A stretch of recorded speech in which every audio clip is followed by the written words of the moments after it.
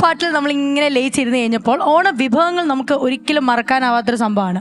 നിങ്ങൾക്കും അറിയാമല്ലോ, ഇവിടെ ഓണാഘോഷത്തിന്റെ ഭാഗമായിട്ട് നമ്മളൊരു ചലഞ്ച് നടത്തുന്നുണ്ട്, അതായത് നമ്മുടെ പായസം ചലഞ്ച്. അപ്പോൾ ഈ പായസത്തിന്റെ കാര്യം പറയുമ്പം അമൃത ടിവിയും പായസവുമായിട്ട് കണക്ഷൻ എങ്ങനെയാണെന്ന് ചോദിച്ചു കഴിഞ്ഞാൽ ഞാനൊന്ന് ഫ്ലാഷ് ബാക്കിലേക്ക് പോവുകയാണ്.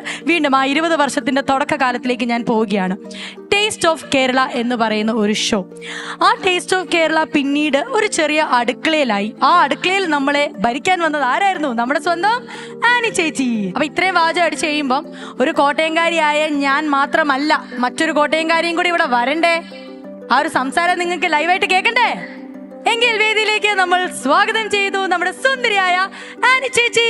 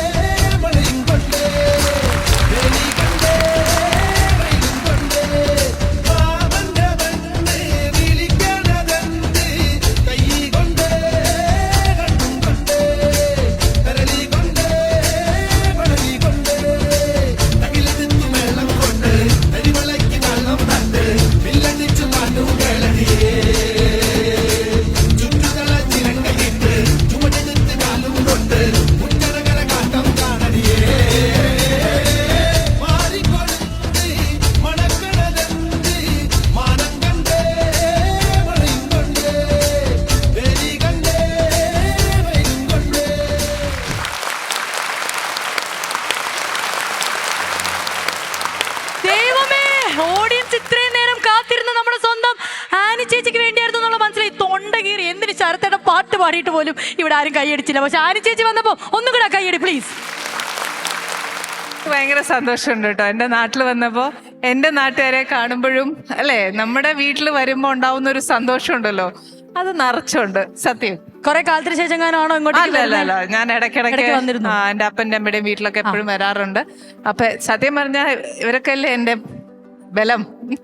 ആക്ച്വലി എനിക്കൊന്ന് നമ്മള് എത്ര കാലത്തിന് ശേഷം ആയിരിക്കും ഇപ്പൊ കോട്ടയത്തേക്ക് ഒരു ഓണാഘോഷമായിട്ട് ഇങ്ങനെ വരുന്നതെന്ന് എനിക്കൊന്ന് കുറെ ആയിട്ടുണ്ടാവും അല്ലേ? അത് ഒത്തിരിയായി. ഓണാഘോഷം ആഘോഷിക്കുന്നത് എനിക്ക് തോന്നുന്നു this is the first time കോട്ടയത്ത്. മറ്റേത് എന്നാന്ന് വെച്ചാ നമ്മൾ ഈ പറഞ്ഞ പോലെ കുഞ്ഞുനാളില് വന്നിട്ടല്ലേ ഉള്ളൂ. സത്യം പറഞ്ഞാൽ ഞാനും ഫസ്റ്റ് ടൈം ആട്ടോ. ആരെ ഈ പറയുന്നേ? കോട്ടയംകാരി തന്നെയായി. പക്ഷെ എന്നാന്നറിയോ, ഈ കോട്ടയത്ത് നമ്മളിങ്ങനെ ആഘോഷിച്ചാലും നമ്മൾ ട്രിവാൻഡ്രത്ത് ഈ ലൈറ്റും ഒക്കെ കാണുമ്പോഴത്തേക്കും നമ്മളിങ്ങനെ അതിലിങ്ങനെ ലയിറ്റ് പോകും. ഓരോ സ്ഥലത്തിനും ഓരോ രീതിയല്ലേ.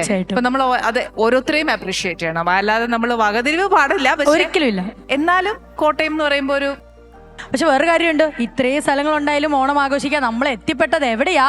അത് തമ്പുരാന്റെ തീരുമാനം. അത് ഇവിടെ തന്നെയാ. കാരണം ഞങ്ങൾക്ക് അറിയാം ഇവിടുത്തെ ആൾക്കാരായിട്ട് ഓളം വെക്കാൻ പറ്റും. എത്രയായാലും കറങ്ങി തിരിഞ്ഞ് അവന്റെ പിന്നെ വീട്ടിലേക്ക് എത്തത്തുള്ളൂ. You said it.